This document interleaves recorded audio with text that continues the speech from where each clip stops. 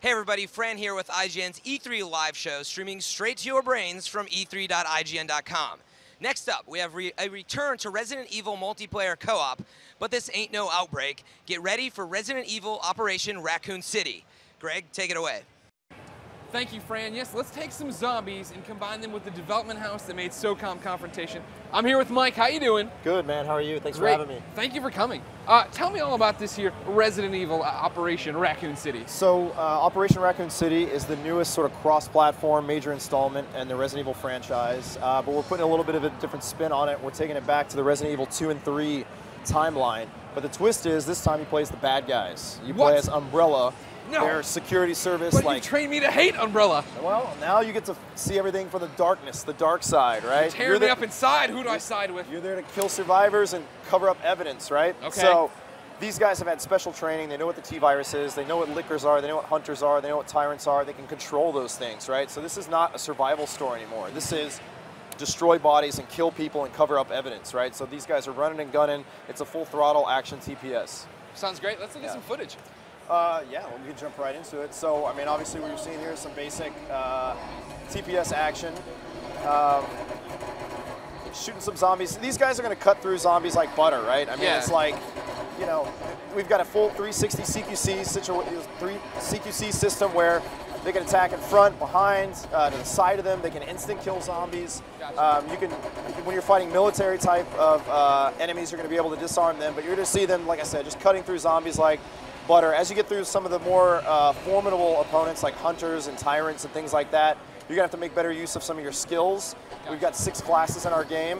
One of those classes is a field scientist who can program BOWs, things like tyrants and hunters, to attack their opponents. Here we're seeing a brutal kill. This is Lupo, our assault class leader. She's going to cut this dude in half. Nasty. So we're trying to put a little bit of the grit, blood, violence, gore back into the Resident Evil franchise. That's kind of, you know, been missing a little bit as of late. So you have 6 classes, but 4 players. 6 classes, but 4-player co-op. Okay. So you got to be, there's only going to be 4 of those classes in the game at any given time, right? So if you have a surveillance guy with you, he's going to be able to share mini-map information with everybody, and they're going to be able to see more than they would if he wasn't there.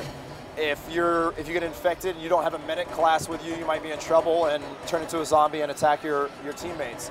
So there's I lose all control and just go after my own teammates? Well, actually, so the infection mechanic, which we'll probably see later on in the B-roll here. Oh, teaser! I like what you're doing there. Yeah, it's actually a really cool new mechanic. It's the first time in Resident Evil history you can actually be infected with a T-virus and turn into a zombie. But when you get infected, you don't just turn into a zombie. A few things are going to happen. One is your life gauge turns into turns blue and starts counting down. It turns into a timer.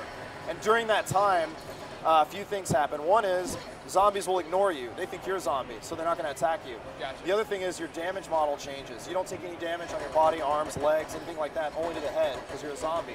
So you can actually use that to your advantage when you're fighting other, Spec Ops characters or in versus mode or something like that.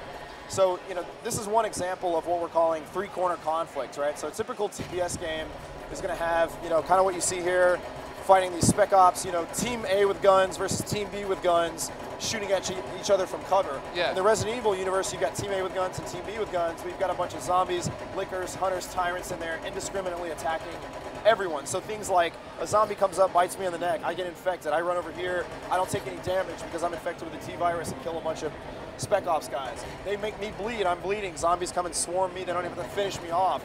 So all of our abilities, classes, weapons, the mechanics like infection and blood frenzy, we're calling it, where the zombies come and swarm you when you're bleeding, are designed around this idea of 3-corner conflict. And we think that kind of sort of reinvents the TPS gameplay a little bit, especially in versus mode. There's going to be a lot more going on than just, me versus you. So right here we're seeing Four Eyes, one of our new characters, get infected, and the screen's kind of freaking out a little bit. You see our blue health gauge timer in the corner there.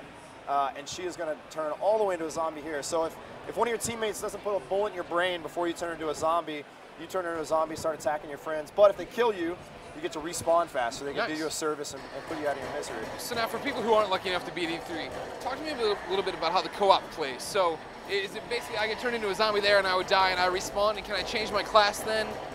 On co-op, once you sign up for a character, you're a part of that team and the character until you back out a campaign and form a new party or whatever you want to do.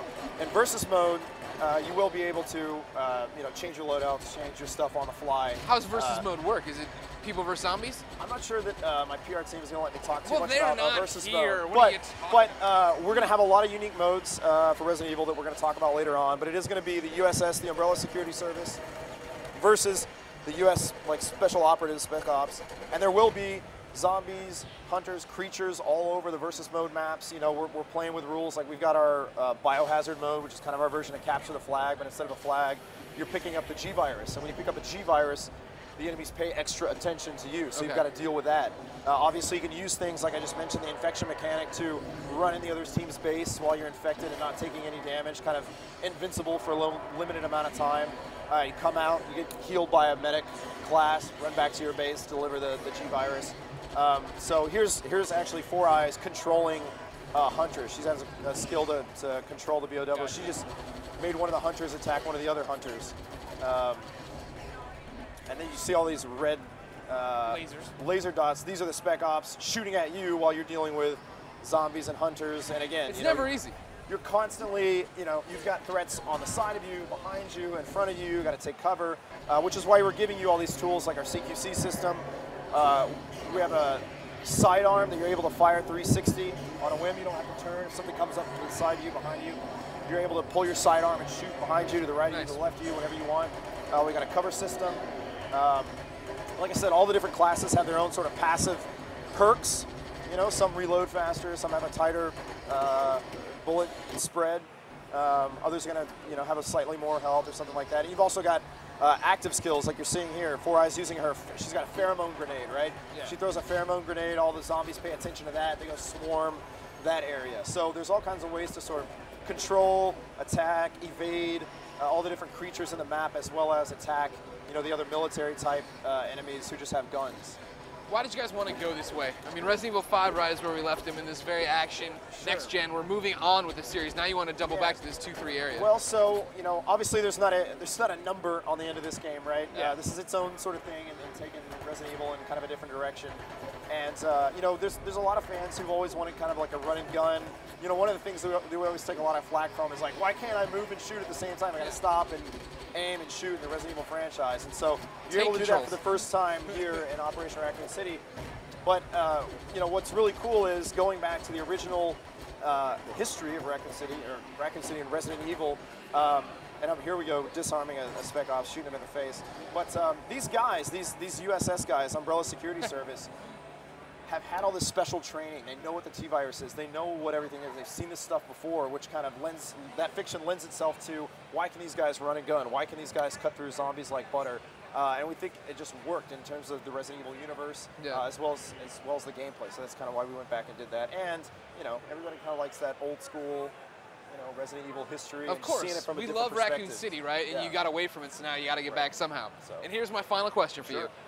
Any hint you can give me would be great. Since we're going back to Raccoon City, we're going back in the Resident Evil timeline, is there any chance for a nod to some characters maybe passing through? You're going to see, like I said, it goes back to Resident Evil 2 or 3 timeline, and we're not finished announcing everything we have to announce, but, you're going to cross paths with a lot of different Resident Evil characters, story moments, seeing things from different perspectives, and you can either choose to walk the line and leave Resident Evil history the way it was, or do things like kill Leon Kennedy and change the Resident Evil universe forever. That sounds so good. Mike, thank you so much for coming. When can people get their hands on the game? It's coming out winter this year, PS3, 360, PC. Ladies and gentlemen, that was Resident Evil Operation Raccoon City. Let's kick it back to Fran, whose brain I would gladly eat. All right, thanks, guys. That was awesome. What I've played of that game is totally hot, so I can't wait to see more. And now it's time for some promotional copy. If you guys out there want even more exclusive content, be sure to friend IGN on Facebook. You can find it at facebook.com/IGN, go figure. Next up, we have a triumphant return to a screwed up future. Keep it locked here for Deus Ex Human Revolution.